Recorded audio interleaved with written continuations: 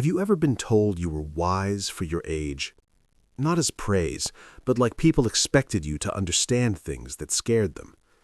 Here's what most people never tell you. That kind of maturity doesn't fade with time. It quietly shapes how you love, how you rest, and how safe you feel, even decades later. And if you grew up too fast, this explains patterns in your adulthood you've probably blamed on yourself. Growing up too fast doesn't always come from one dramatic event. Sometimes it comes from instability you had to adjust to early, emotions that were unpredictable, adults who were overwhelmed, silences you learned to read. So you adapted first.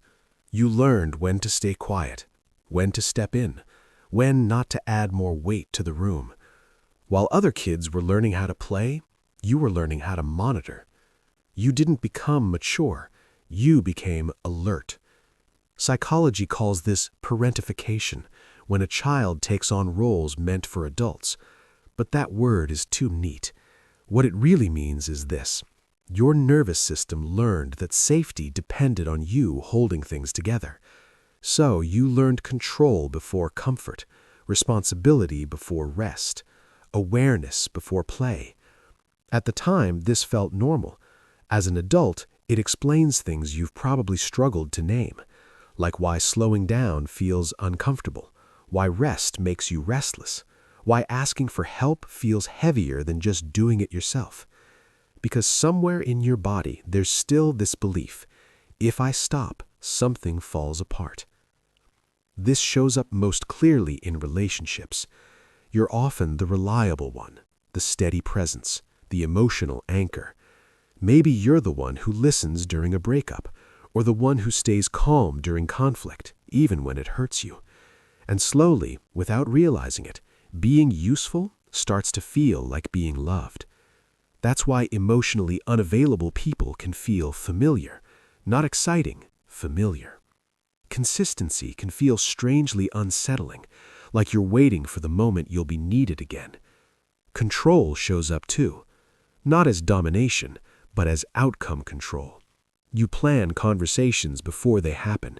You replay them afterward. You lie in bed exhausted, but your mind keeps running scenarios just in case. People might call you anxious or perfectionistic, but what they're really seeing is someone who learned early that unpredictability once meant chaos. And then there's the exhaustion, not the kind sleep fixes, the kind that comes from being on alert since childhood. Your body never learned what real rest feels like, because rest once meant things might fall apart. You can succeed like this, achieve impressive things, and still feel like it's never enough, because your worth got tangled with performance a long time ago. Here's the quiet injustice no one talks about. The world rewards children who grow up too fast. We're productive, independent, low maintenance, but no one asks what it cost us. You become fluent in emotional labor, managing tension, smoothing conflict, keeping everyone else comfortable. And you do it so automatically that you forget what it feels like to be supported.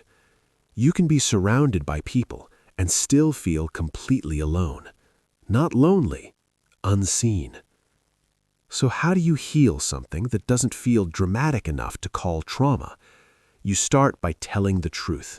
You didn't imagine the loss. You didn't exaggerate it. You lost a childhood where you were allowed to be messy, needy, and unsure, and that loss matters. And one belief has to change. Being needed is not the same as being valued. You're not a human doing. You're a human being. Rest is allowed. Receiving is allowed. Being held without earning it is allowed. And yes, you might feel awkward, inexperienced, or even uncomfortable with that. That doesn't mean you're broken. It means you never got the chance to learn. The child who grew up too fast did something extraordinary. They adapted. They survived. They kept things from falling apart. But they don't have to anymore. So, here's the question I want to leave you with. If you stopped holding everything together, who would you finally get to be?